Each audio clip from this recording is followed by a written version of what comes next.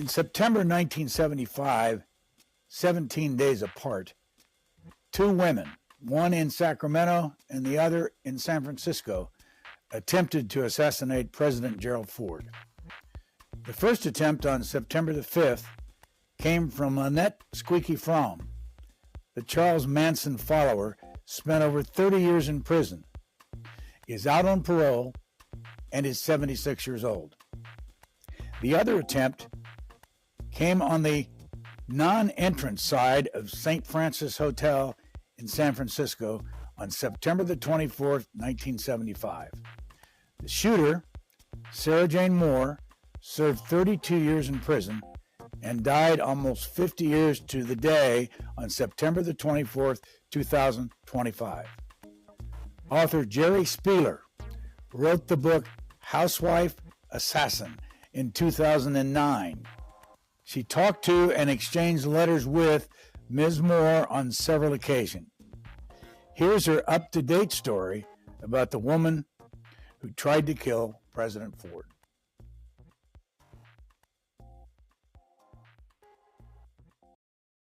Jerry Spieler, when you heard that Sara Jane Moore had died, what was your first thought?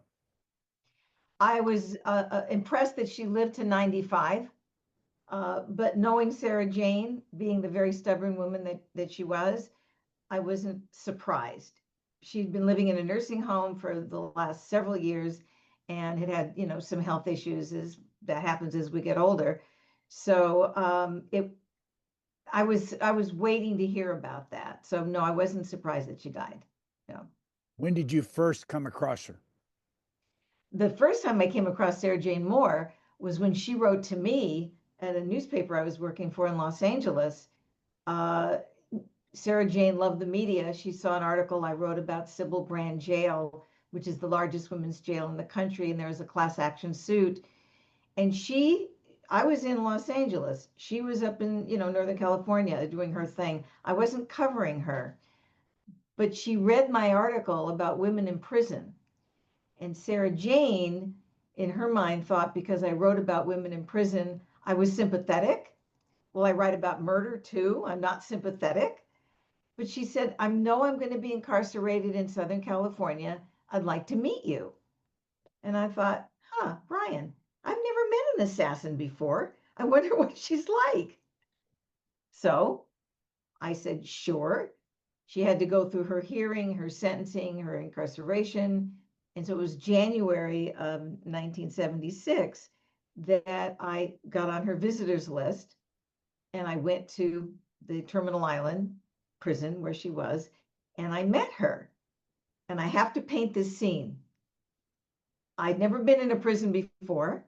I was in a big room. A woman across came walking towards me. She was in civilian clothes, and she walked over to me, and she looked at me, and she said, "Are you Jerry?" And I said, "Yes." She said, "Thank you for coming. That's so lovely of you." "And you are we going to lunch?" That was Sara Jane Moore. You never saw her coming. She was your neighbor. She was your aunt. She was your grandma. She was not what you'd think of somebody who pulled a gun and wanted to kill the President of the United States. Just going to take a sip here. Would you go back I'm sure there's somebody listening to this that does not remember that day when she tried to shoot Jerry Ford. Tell us that part of the story. Yes, there's a lot of backstory to that, but the physical part is she drove from Danville up in Northern California down to San Francisco, which was probably a 45-minute ride, and was wearing her little coat and her little curly hair, and in the crowd waiting for Ford to come out. She had the gun in her purse, and when she realized he finally came out, she raised her arm and she fired, but she missed by 6 inches. The only reason she missed by 6 inches because the sight was off of the gun by 6 inches. Sara Jane had been in the military. She was very familiar with firearms. This was not new to her, but she had not tested that gun. The FBI agent Richard Vitamonte, who was the case agent who worked with Judge Samuel Conti, who was on the bench when Sara Jane had her hearing, said, quote, "My blood ran cold when I realized how close we came to another presidential assassination." What happened when she was asked to plead guilty or not guilty? She did not want to plead not guilty because she did not want to seem like she didn't know what she was doing. According to her lawyer, he said she'd rather go to prison than be portrayed as somebody who didn't know what she was doing. It was very important for Sara Jane to stand up and say, "I knew what I was doing and I did it." And her only quote was, "I'm sorry I missed." How long was it before she was in prison and had to stay there for 32 years? She got very involved in the Patty Hearst kidnapping issue. Randolph Hearst was challenged by the Symbionese Liberation Army to feed the masses. He took over a big barn kind of thing in San Francisco in China Basin and stored it, bought food to give away to the hungry. That was the SLA's demands to get his daughter back. That became the place to be in San Francisco. The Garden Ladies, the church choir, the Black Panthers, everybody flooded to this facility called People in Need, otherwise known as PIN. Sara Jane was watching what was going on television. At that time, she was married to a physician and Willard Carmel, and she saw the plea from Hearst to SLA to get his daughter back. So she said, "That's where I want to be." So Sara Jane drove down to San Francisco, walked in, and said to the people organizing it, "God sent me." They said, "Well, we're glad you're here." She was an accountant and she volunteered. Sara Jane did not look like your average radical. Like I said, she was in her coat, her clothes. She was a middle-class lady, but she was a gadfly. She talked to everybody. The FBI saw this woman crossing lines, talking to the Black Panthers and the church ladies, and she was a gadfly. And that's when they said, she might be able to help us reach the SLA about Patty. So she gained notoriety among all the people at Penn to maybe make a connection. And that's when the FBI approached her to be one of their spies. So there's a lot of weaving in and out. I'm trying to be clear about Sara Jane's persona and her ability to cross lines and maybe help out the radicals and the FBI. So she was like this with everybody. Sara There's Jane is very bright. Go ahead. there are a lot of different aspects of this to talk about, as you know, but one of the ones that I wanted to ask you about early was the art Her art collection? and your relationship to the art collection. Yes. I was, living up in Northern California when that happened. And Sara Jane had an art collection that's one of her friends, when she was first arrested, collected and held for her. Then Sara Jane, after he was being this really nice person, saying, "Well, you're trying to steal my art." And she said, "Jerry, would you just hold on to it for my son till when he turns 18? And I said, "Well, yeah, if it's a few pieces, I'll drive down from Pollock Pines down to San Francisco." It was in the Sierras. Had I not had a truck, I could not have collected her 50 pieces of art. I don't know where she hung it, but I was the poster child for no good deed goes unpunished.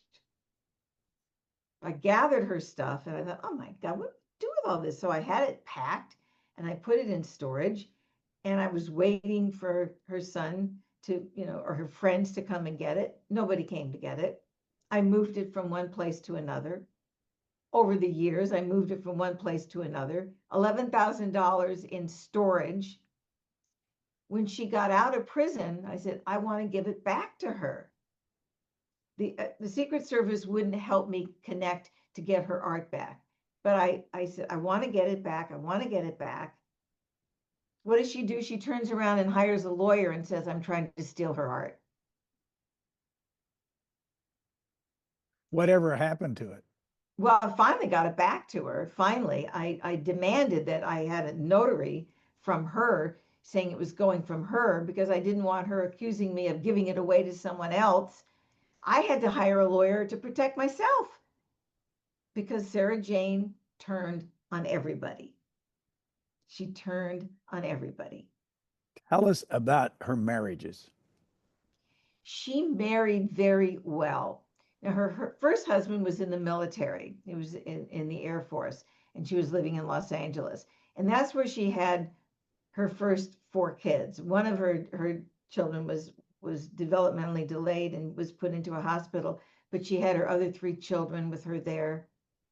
And then she married a lovely sound designer from RKO, John Alberg, who was very talented.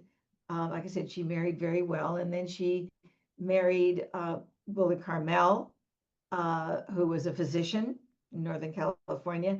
And her last husband was a retired military guy who's living up in, I think it was at South Carolina, in a retirement community. Sara Jane was charming, very bright, very gracious, as I explained.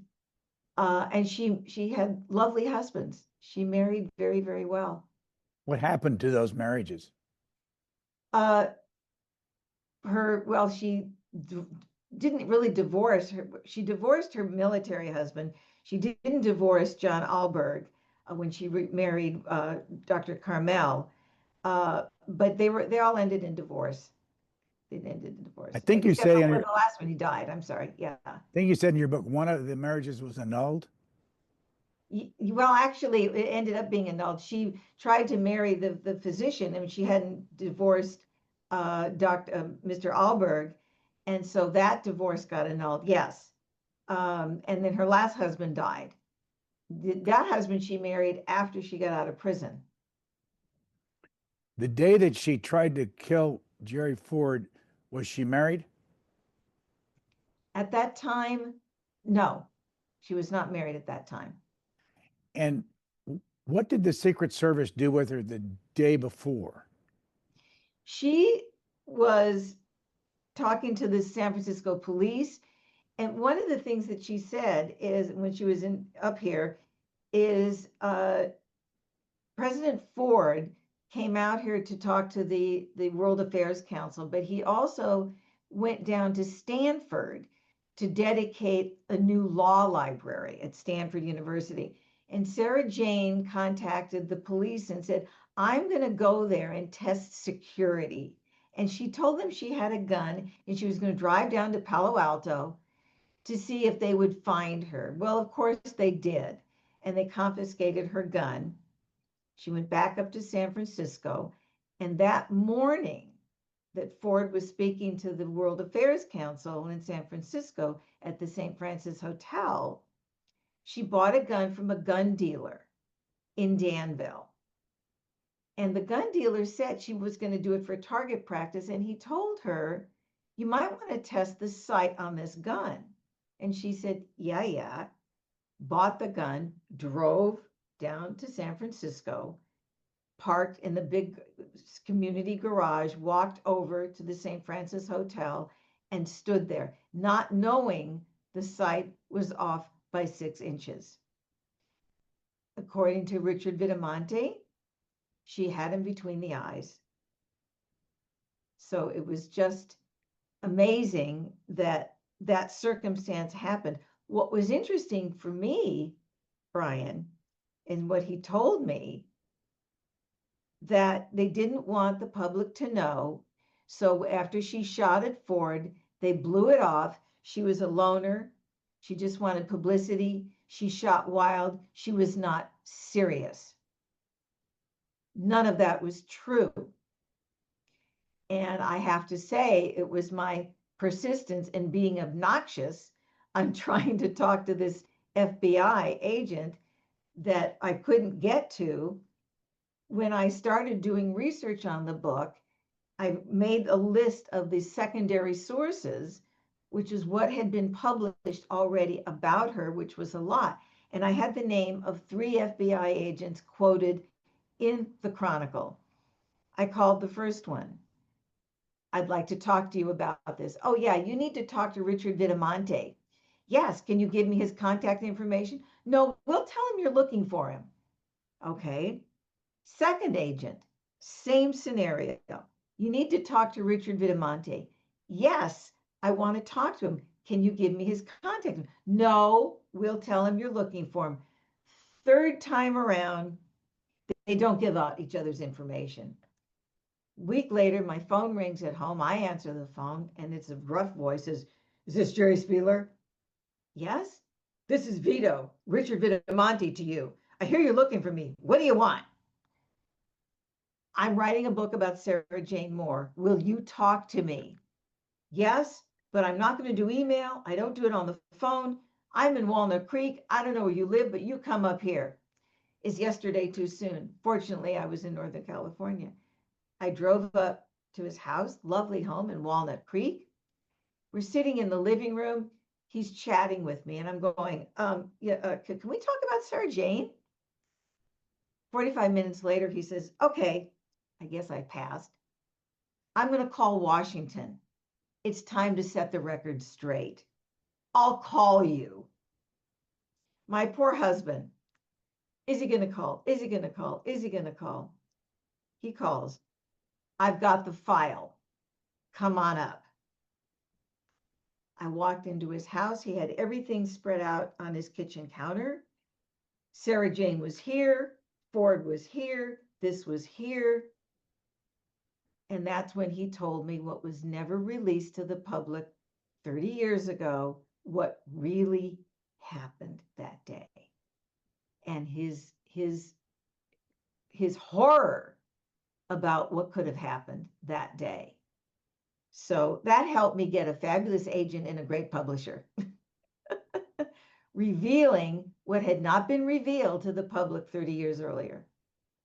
And go through that again. What had not been revealed to the public 30 years earlier? Sara Jane Moore was not acting alone. She was a marksman. Her gun, the sight was off, and that's the only reason she missed.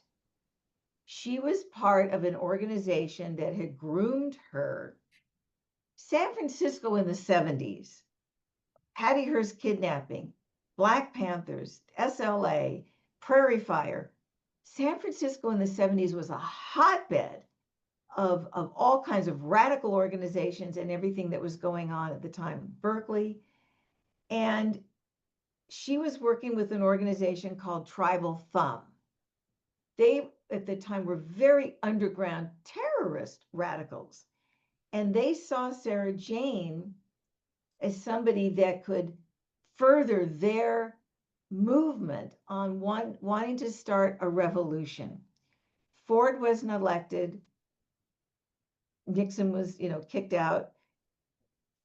Rockefeller wasn't elected. And this group of people said that they had no right to be in office. It was time to have a revolution in the United States. And that was their mission. Sara Jane at the time was then recruited by the FBI to infiltrate these underground organizations. But then at the same time, and Sara Jane loved being important to these people, decided she was going to also report on the FBI. So she was a double agent. Because she didn't fit the profile, at that time, the Secret Service profile of a potential assassin was a man between 20 and 30 years old, foreign born, and delusions of grandeur. They weren't looking for me or your neighbor in the crowd as an assassin. They were looking for that man. When Sara Jane shot at Ford, the profile went out the window. Now everyone is a potential assassin in the crowd, not just a young man. So she really blew that up. And that's one of the reasons that they wanted to use Sara Jane to shoot at Ford. Excuse me. We'll be right back. What was I guess, the atmosphere in San Francisco when Squeaky Fromm had tried to assassinate Ford, President Ford, in Sacramento 17 days earlier? The atmosphere in San Francisco was again part of the crazy, political activity that was going on. Now, there's a lot of misinformation about what happened with Squeaky. Squeaky, and I interviewed her, just wanted to get publicity for Charlie. There was no bullet in the chamber. She waved the gun around because she knew she'd get arrested. When you see a gun in the president, you don't ask questions. So while she, got arrested because they saw that, she was not the same threat that Sara Jane was. Sara Jane was a real threat. But the atmosphere, again, was a lot of political upheaval and tearing these organizations apart, that, the government isn't reflecting our values in San Francisco at the time. And so it fed into that for sure. It fed into that. Sara Jane was a real threat. She was a real threat. Can you explain this? That Squeaky Fromm is 76 years old, out of prison, and is quoted as saying she's still in love with Charlie Manson, who's not alive any longer. Yeah. What was that all about? Squeaky, like I said, was not a very pulled together young woman. And she wanted to be in love with Charlie, passionately in love with Charlie, and be his favorite woman. That's what she wanted. And so she was there to get arrested so that she could talk about Charlie. And I'm here for Charlie. So her mission was basically to be another voice for Charlie Manson. She wanted to be his favorite woman. Where did you interview her? She was at Terminal Island Prison. She was there when Sara Jane was also at Terminal Island in San Pedro. And then they both got moved around all over the place. So that was my conversation with Squeaky, like I said, and then, I don't know, she got moved. I wasn't really following her. What was she like? She was on a mission. She was on a mission in life to be Charlie's woman, and that's all she really cared about. She wasn't very, very coherent when I was talking with her. It was sort of hard to follow her train of thought because she wasn't really talking to me. I was there, but she was talking about Charlie. So I didn't feel a connection to her, that there was anything really there. She was perfect for Charlie's mission because all she cared about was, pursuing Charlie Manson's mission in life, which was to form a revolution. Did Sara Jane Moore ever tell you why she wanted to kill Jerry Ford? She was there to start a revolution for Tribal Thumb. She said other people were talking about assassinating Ford, but not really. I mean, it was just really, she wanted to be important to the movement in San Francisco. She wanted to be the star. And so that's why she basically worked with Tribal Thumb and when target practice, although, like I said, she had been in the military, so she was familiar with guns. That wasn't new to her.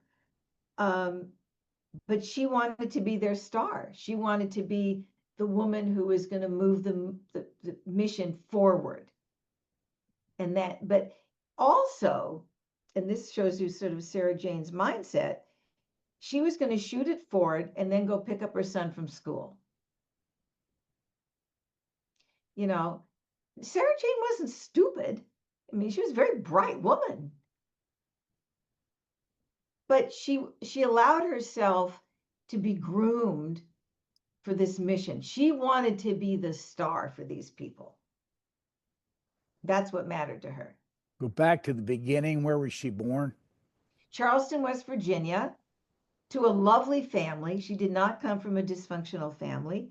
Her father was an engineer for DuPont. Her mother was a concert pianist with the Charleston Symphony Orchestra. She had a sister and 3 brothers, all fine, if we want to say the word normal. They did not really understand what happened to their sister. Her brother Skip, who was a lovely man who wanted to really set the record straight in his mind about the family, about growing up. They were a middle-class family. They went to church. They didn't understand what happened to their sister because none of the family had any of those, personality quirks, I guess, that Sara Jane had. While she was growing up, at one point, she disappeared for 3 days. Nobody knew what happened to her. She came home, never said a word. Nobody knew why she disappeared for 3 days, what her behavior was. Her friends said, she was very bright in school. She was a very accomplished student. She was a straight A student. She was very artistic. But she had these personality quirks that they couldn't explain. Now, her parents didn't hire a psychiatrist. In their mind, that wasn't something that they would do. Today, if you saw a child behaving like that, you'd get help. And she would start things and quit. She was very accomplished. She went to nursing school, quit. She joined the military, officer training, quit. She went to Washington, D.C. and laid down on the White House lawn and never said why she was there. Things just didn't connect for her. But yet, as I said, she married well. But then she was in Hollywood. She got divorced from Manning, and she called her mom in Charleston and said, "I need to come home."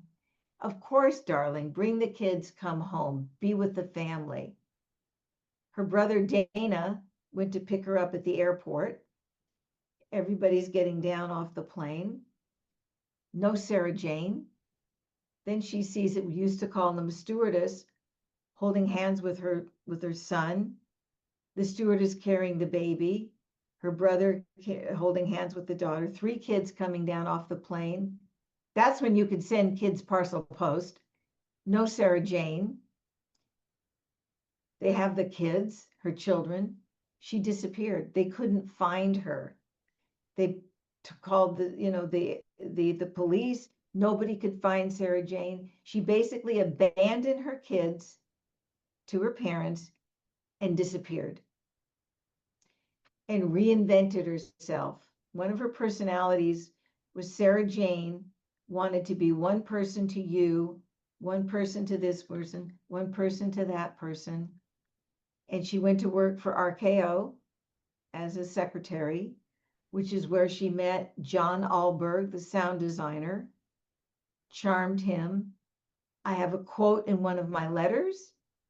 When John and I met, we had so much in common. Neither of us had any family. That was a quote. Married, divorced, mother, 3 kids, no family. That was Sara Jane. Did she ever see those children, the ones you were talking about, again? She connected with Christopher, who was the youngest, after she got out of prison. And that was the only connection. Sara Jane was moved around to various prisons. So after she left where she was in Southern California, she was then sent to a prison in Alderson, West Virginia. And her family was from West Virginia. Her daughter, Janet, said to her brother Skip and Dana, "I'm going to go see Mom in prison." "Don't go." They said, "Don't go there. Don't do this." "No, I'm going to go see our mom in prison." In one of Skip's letters to me, when I was researching her, he said she went to the prison, she went to the guard and said, I'm here to see Sara Jane Moore. I'm her daughter, Janet. Okay, please wait here, of course. The guard goes back. He comes back out and he says to Janet, I'm sorry, ma'am. She said she doesn't have a daughter.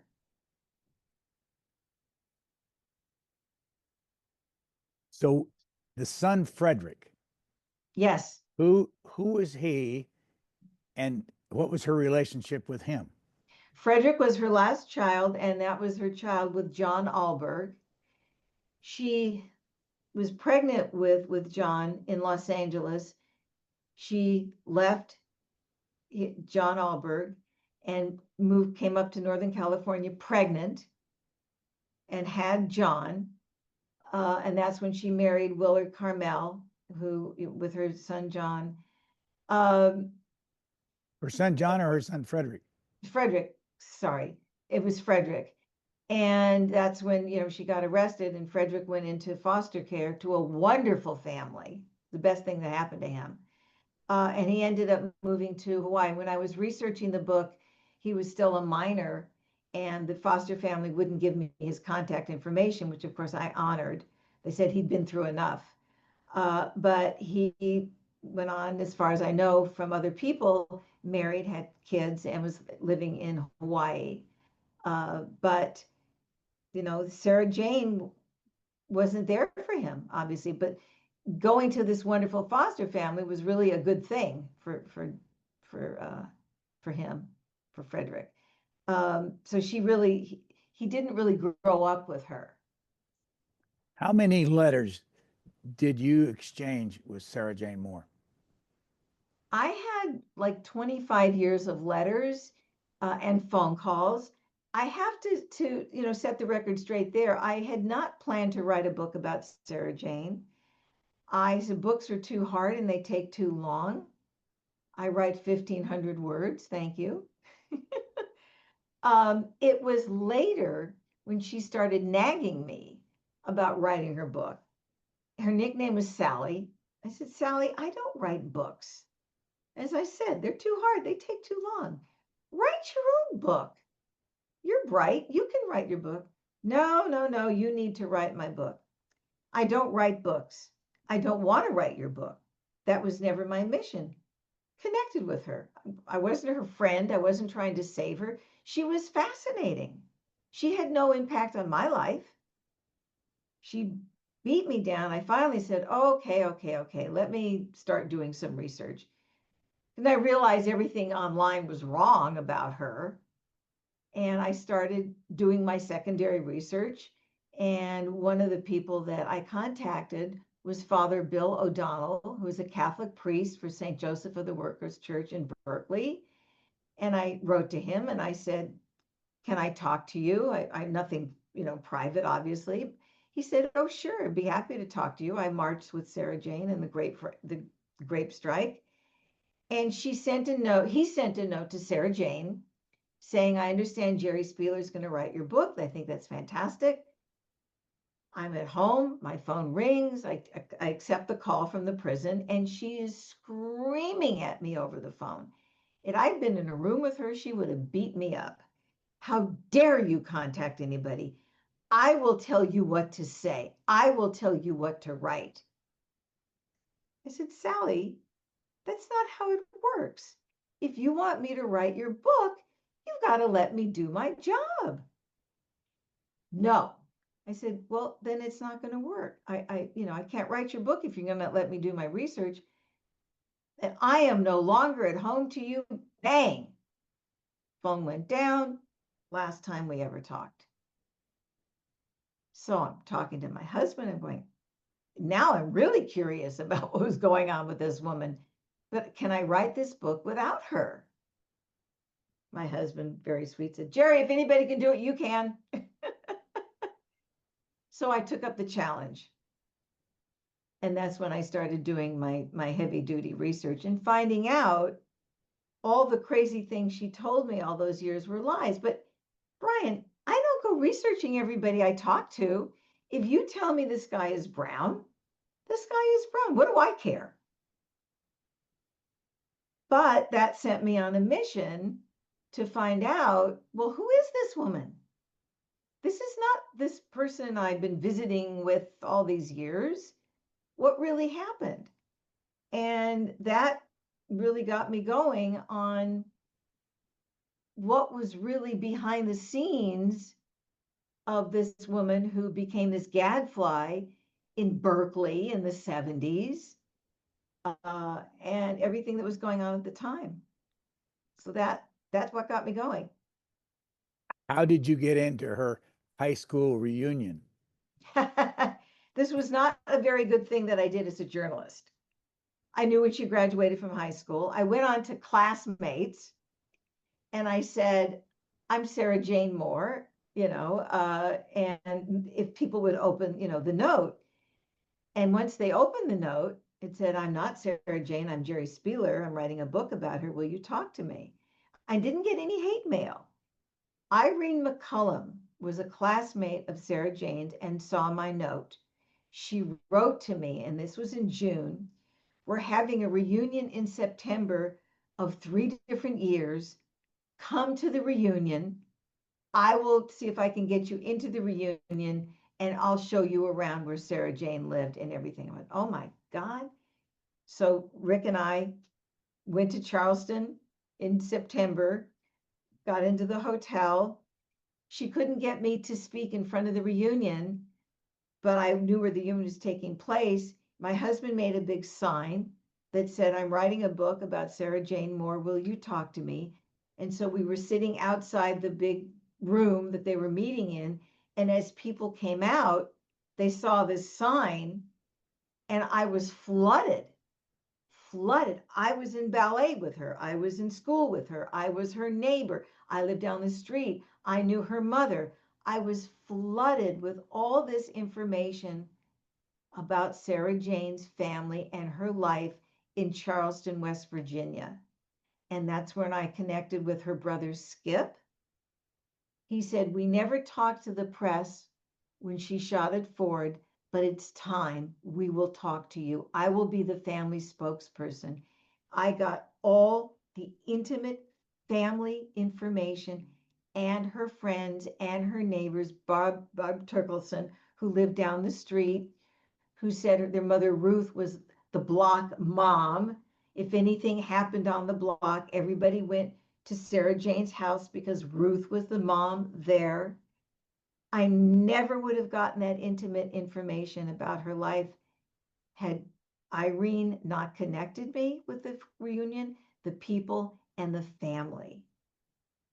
So it was an amazing circumstance.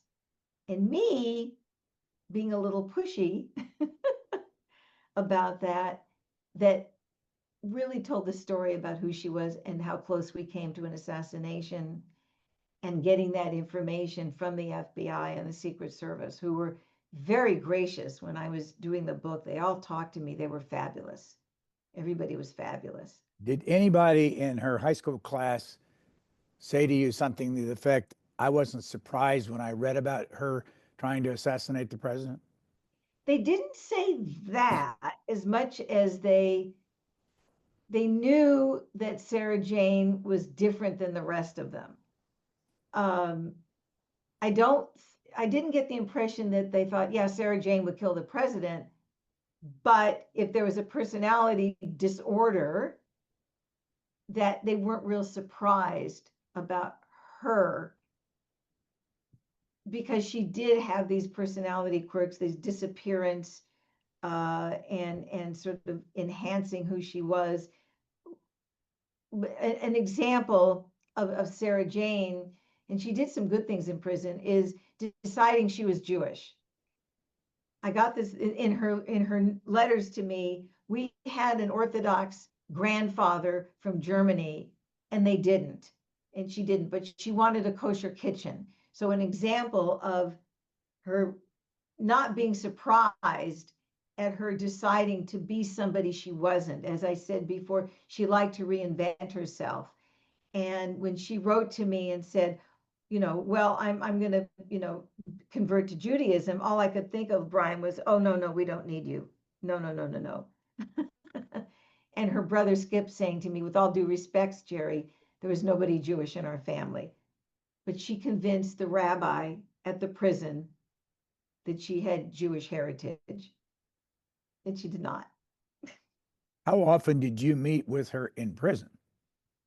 Whenever we were in the same place, I moved around the country a lot. She moved around the country a lot.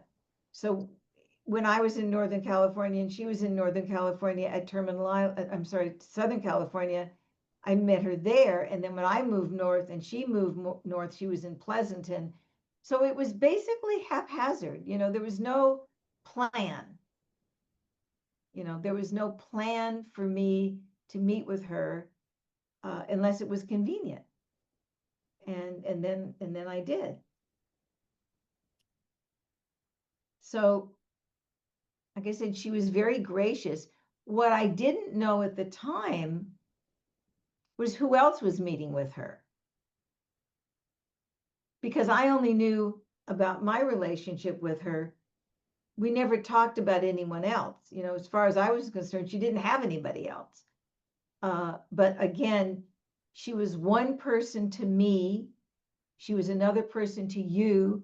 She was another person to Nikhil. She was different to every single person. And one of the Secret Service agents said she would have made a perfect spy because she never slipped. I never knew anything about anyone else. And so, she managed to create a persona that she thought you would want. And that's who she became to you. How often did she try to escape from prison?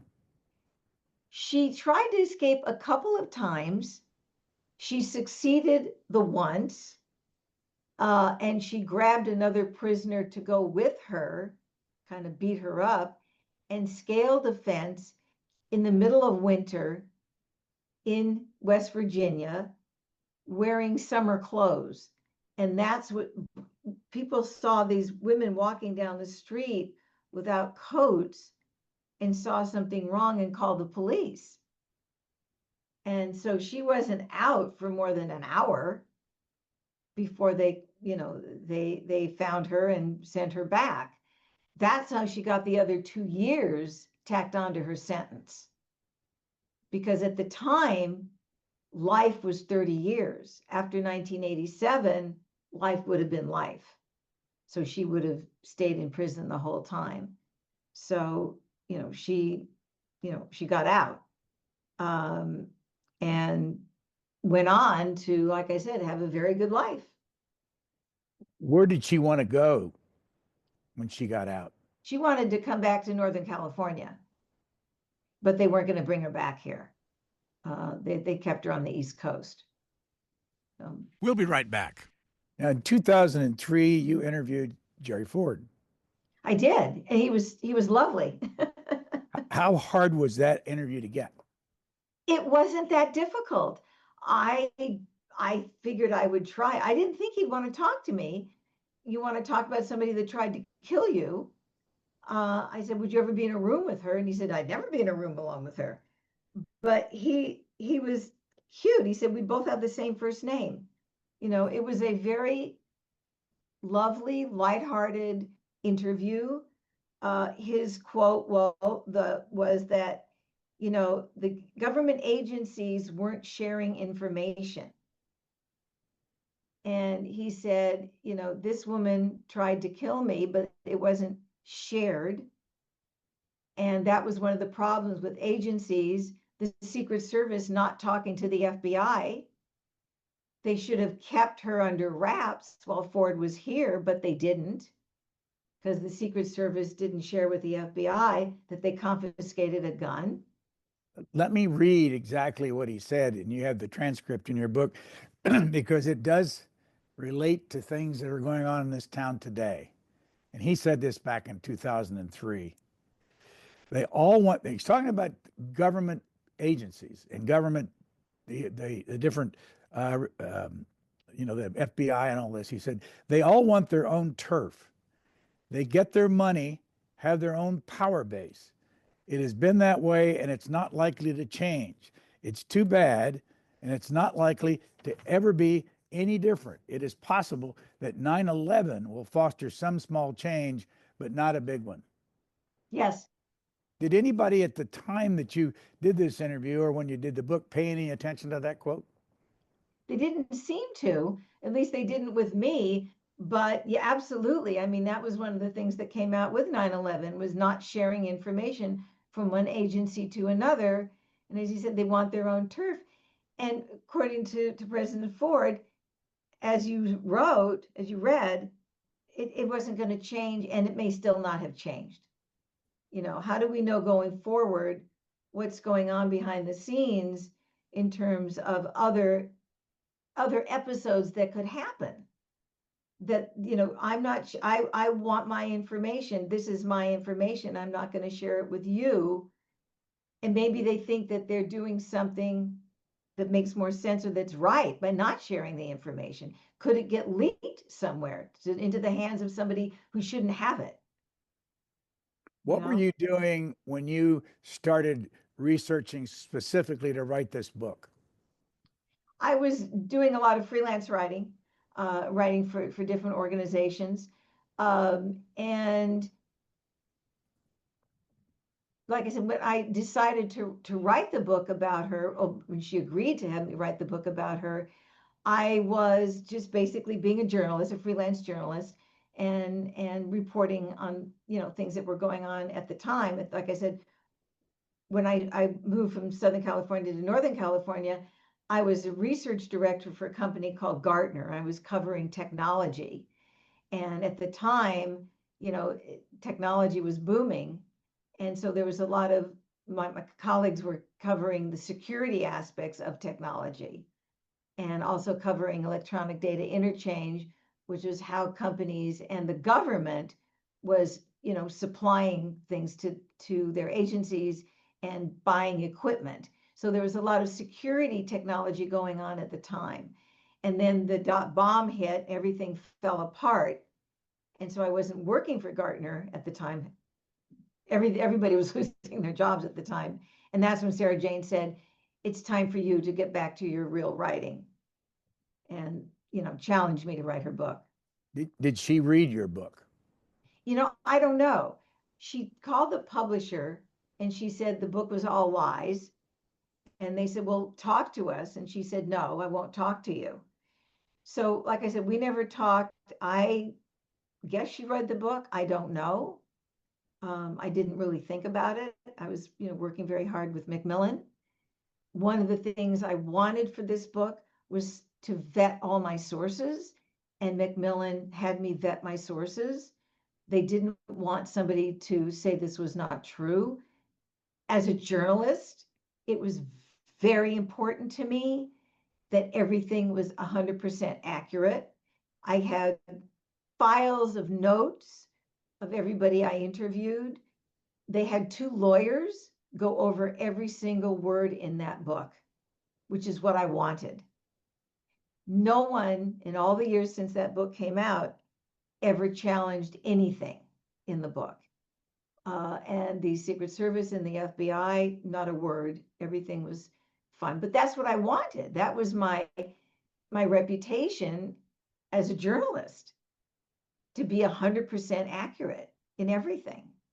I was very fortunate that people were so generous with me about that information, about what they shared with me. And everybody that I interviewed was forthcoming. Did you go to, what is it, Union Square there in San Francisco, right next to the St. Francis Hotel? And if it's my understanding, he was shot or attempted to be shot on the side of the side entrance. But did you go to that location and have anybody describe to you exactly where people were? Yes. And I talked to one of the reporters at the time. She's in the book.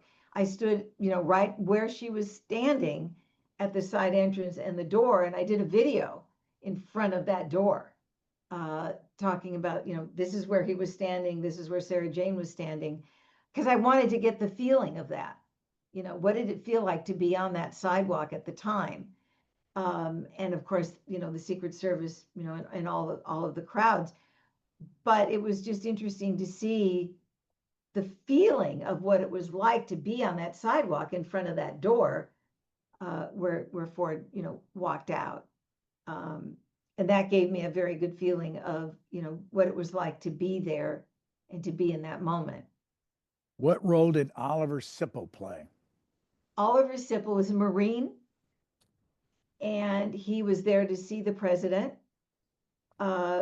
Fortunately, he was standing. When she took that first shot, for most of us, we hear a gunshot or we think it's a gun, we're going to move away.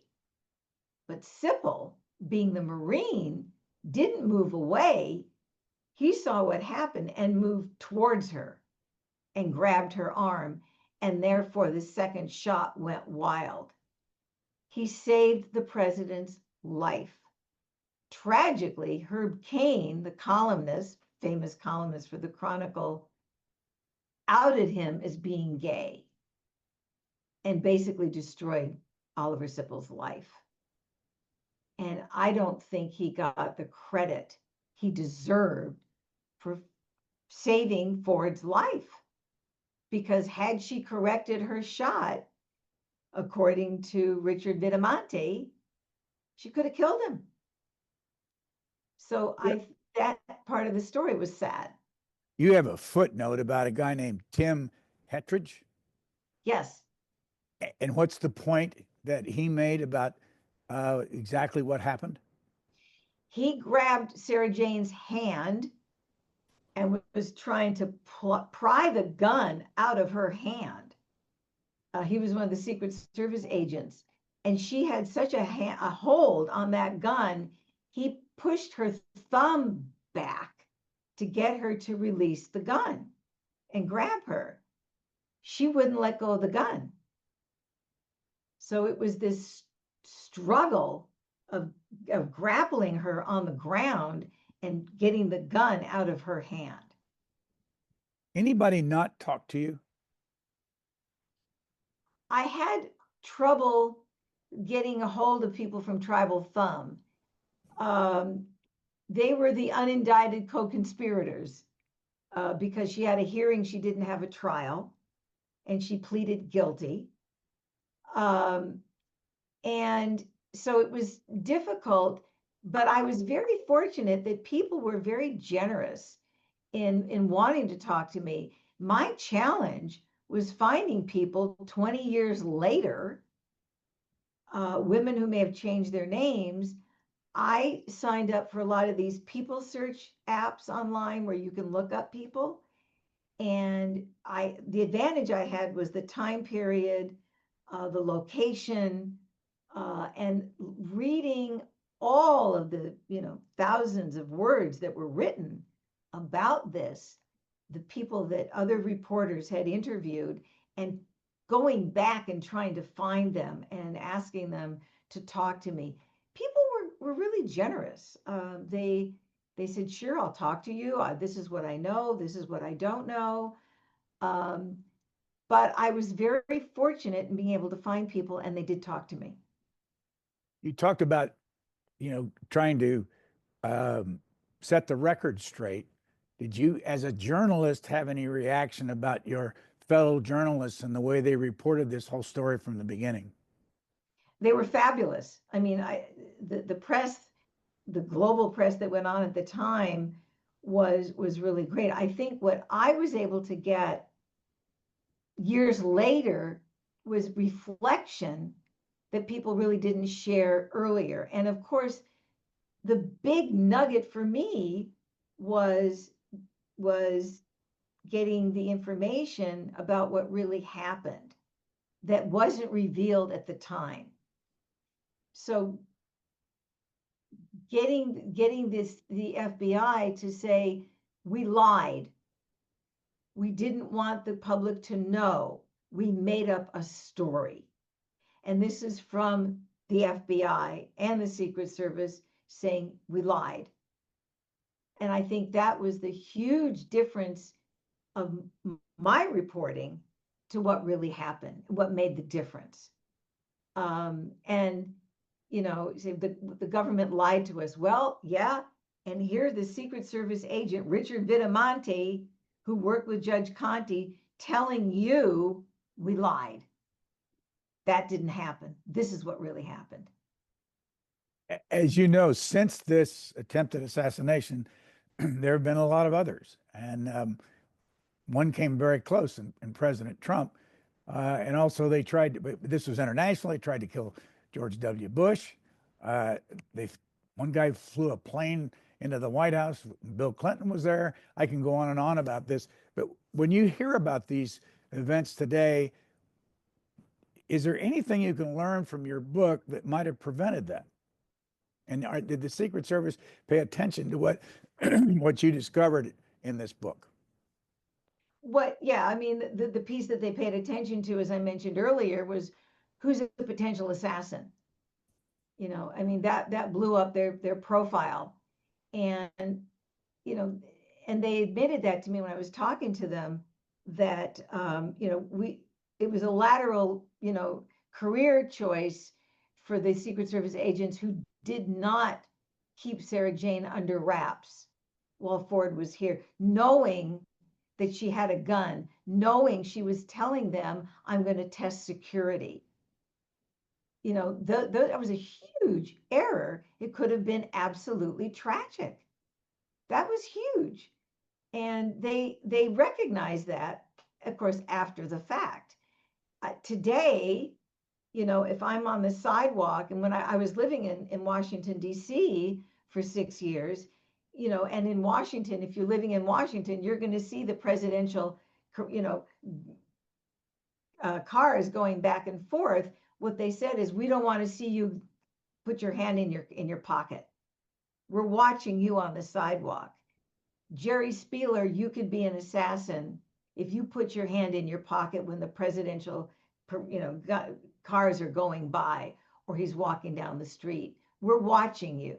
We're watching you much more carefully than we ever had. You talk about a character in your book by the name of Wilbert Popeye Jackson. Yes. Who was he? And why did you write about him? Popeye was a major figure in San Francisco in the 70s. He was part of the Black Panthers, and he was very influential in all of the political activity that was going on mostly in Berkeley and San Francisco at the time. And Sara Jane was asked to get to know him because he was such a gadfly at the People in Need food giveaway. And they wanted her to get to know him and his friends. And then Popeye was killed by, we're not even sure, who killed him. But he was one of the major figures that the FBI wanted to know more about, and used Sara Jane to befriend him. What's your biggest memory from the Symbionese Liberation Army, Sin-Q, Patty Hearst, all those characters? How many of them died eventually, and how many of them went to prison that you can remember? I know that's not your major thrust of your book. My fascination with these various political organizations was how well they were organized. They weren't haphazard running around flailing their arms around crazies. They were very well organized in their mission, and they were smart people. They knew what they wanted, and they believed in their mission. And I think the passion that Sin-Q had for what he believed, should happen to this country, while you may not agree, they were so committed. And they wanted to pursue what they felt was the best for society. Like I said, from my perspective, I'm standing back, looking at this big picture, looking at these people, and sourcing the individuals and trying to find out, deeper commitment. So I think the passion that they had for their mission was what impressed me. Do you have any idea who was at either a memorial or a funeral for Sara Jane Moore? Nobody. Sara Jane turned on everyone. She turned on some people that tried to help her, and basically, lied to them and accused them of stealing from her, just the way she accused me of stealing. When she was having her hearing, it was Father Bill O'Donnell who went to the court and sat with her because he said, as a priest, nobody should be alone. There was nobody there for her. She turned on everyone. There was nobody there for her when she died, because she, like I said, she turned on everybody, and even the people who were there who tried to help her. So it's sad, but that's who she was. And that was her lot in life. And I don't know by the end if she even realized that there was nobody there for her. The nurses were there because that was their job. And her son, Frederick, I think finally connected with her, but like I said, she abandoned him. So Sara Jane was very much alone. Well, I found out about your book through the obit, I think, in the New York Times. One of the obits had it there. I wonder, and we'll close this down, but I wonder, is this book still available? We got a copy of it. It's a paperback version, but can you still buy it? It's on Amazon. Yes, everything's on Amazon. And my agent would want me to tell you that it's been optioned for a 10-episode TV series. So hopefully that will happen. I like to say that there's two characters in this book. One is Sara Jane, and the other is San Francisco in the 70s. And all of the political shenanigans that were going on at the time. It was a crazy time to be alive in San Francisco in the 70s, and all of these various organizations that I talk about in the book. So. Well, Jerry Spieler, we appreciate you talking about a book you wrote back in 2009, and which is still available, called Housewife Assassin: the woman who tried to kill President Ford. Jerry Spieler, thank you very much. Thank you, Brian. This was delightful. Thank you for having me. Thanks for tuning into this week's Booknotes Plus podcast. If you have a moment, please consider rating and reviewing us wherever you listen to podcasts. Your feedback will help others discover the program. And don't forget to share this episode with friends and family. For the latest on new episodes, schedule updates, and more, follow us on X @C-SPAN Radio.